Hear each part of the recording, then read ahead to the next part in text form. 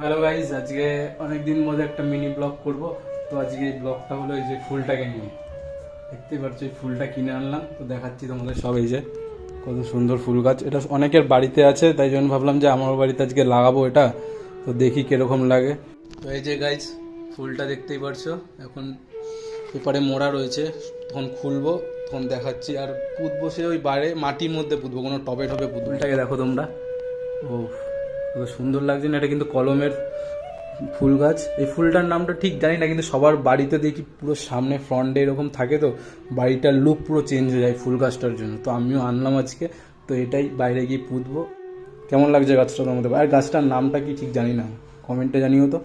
তো এই জায়গাটা পুঁতবে, যে গর্ত করা রয়েছে, এটা ঠিক 1 হাত গর্ত করা, 1 হাত সমান গর্ত রয়েছে, তার মধ্যে নতুন মাটি ফেলানো আছে, এখন জল দিয়ে ভিজানো আছে, মাটিটাকে শুকাবে, তারপরে গাছ লাগাবো। The next day. তো আজকে বিকালে পোতার পালা, এবার গাছটা এবার মাটিতে পুঁতবো গাইস, মাটিতে পুঁতবো, চলো। তো খুব যত্ন সহকারে গাছটা পুঁতছি, দেখো খুব ইচ্ছা যে গাছটাকে বড় করব, মানে বাড়ির লুকটাকে একটু চেঞ্জ হয়ে যাবে গাছটা বড় হলে, কত অনেক ফুল ফুটবে, এটাই আশা। তো গাইস দেখো গাছটা কত সুন্দর লাগছে পোতার পরে।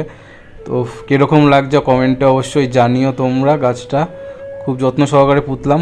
2000 years later. তো চলো গাইস তোমাদের একটা জিনিস দেখাচ্ছি, আমি 2 ঘন্টা ধরে কি করলাম। এই দেখো এই জিনিসটা করলাম, মানে গাছটা যদি একটু প্রোটেকশান থাকে, মানে কোনো গাড়ি ঘোড়া যদি এটার মধ্যে না গাছের মধ্যে ঢুকিয়ে দিতে পারে, তো গাছটা খুব আমি যত্ন সহকারে করলাম। তো দেখো এটা তোমরা, এটা করে তোমাদের কীরকম লাগছে একটু কমেন্টে জানিও, যে এটা ভালো করলাম নাকি। তো গাইস টাটা, নেক্সট ব্লগে দেখা হচ্ছে।